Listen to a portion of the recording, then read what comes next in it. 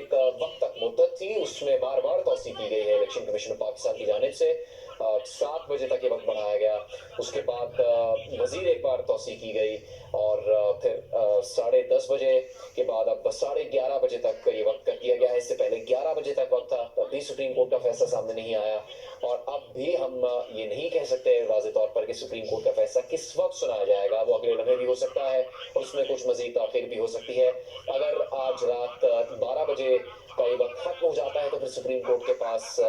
Supreme court के फैसला ना आने की सूरत में इलेक्शन कमीशन के पास क्या इख्तियारात होंगे, ये एक सवाल हमारे सामने है। हम सुप्रीम कोर्ट से ताज़ा तरीन मालूमात हासिल करने की कोशिश करेंगे। पीटीआई के बल्ले के निशान के केस में सुप्रीम कोर्ट ने आज फैसला महफूज किया जो अभी तक सुनाया नहीं जा सका। शहजाद, ये जो खबरें आ रही थी गुजरावाला से भी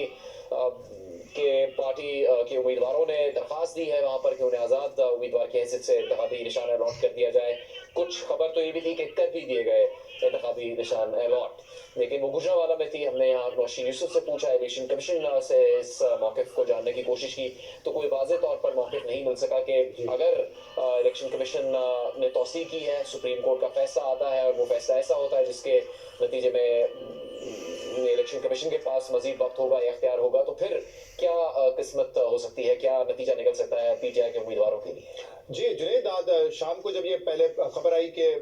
पीटीआई ट्विटर जो ऑफिशियल अकाउंट है एक्स का, उन्होंने कहा कि आप बल्लेबाज का निशान जो है वो ले ले इलेक्शन कमीशन ऑफ पाकिस्तान से जाके, और फिर इलेक्शन कमीशन ऑफ पाकिस्तान के नोटिफिकेशन आ गया कि अगर आपने एक पार्टी के नाम से कागजात जमा करवाएं तो किसी दूसरी पार्टी का आपको सिंबल नहीं देंगे। उसके बाद मेरी चंद उम्मीदवारों से बात हुई जो तहरीक इंसाफ के टिकट के ख्वाहिशमंद है, बल्कि टिकट उनको मिल चुका है पार्टी की तरफ से। तो उन्होंने कहा बड़ी कंफ्यूजन है। उन्होंने एक ने तो ये कहा कि देखें, मेरे हल्के में तो ऑलरेडी बल्लेबाज का निशान किसी के पास है, तो या तो इलेक्शन कमीशन या तो सुप्रीम कोर्ट हमारे हक में फैसला दे तो मुझे बल्ले का निशान मिलेगा, वरना मैं आजाद उम्मीदवार के तौर पे ही उतरूंगा, फिर पता नहीं मैंने निशान किया होगा। तो आज पीटीआई की सफों में बड़ी कंफ्यूजन थी कि बल्लेबाज का निशान लिया जाए, बल्ले के निशान का इंतजार किया जाए, और अगर फैसला हक में नहीं आया तो इंडिपेंडेंट को लड़ेंगे, या बल्ले के निशान के लिए तो अप्लाई नहीं कर सकते थे क्योंकि इलेक्शन कमीशन पाकिस्तान ने उसको अपलोड ही नहीं किया था उनके निशान को पेशावर हाई कोर्ट के हुक्म के मुताबिक। तो ये आज बड़ी कंफ्यूजन रही है। और एक दो पीटीआई के ऐसे रहनुमा थे जिन्होंने ये कहा कि शायद यही प्लान था कि आज जब सिंबल लेने का आखिरी दिन है तो उस दिन इतनी कंफ्यूजन क्रिएट की जाए और हमारा जो प्लान भी है उसको भी सबोटाज किया जाए, ताकि हमारे कुछ लोग बल्ले के निशान की तरफ चले जाएं, कुछ आजाद रह जाएं, कुछ जो है वो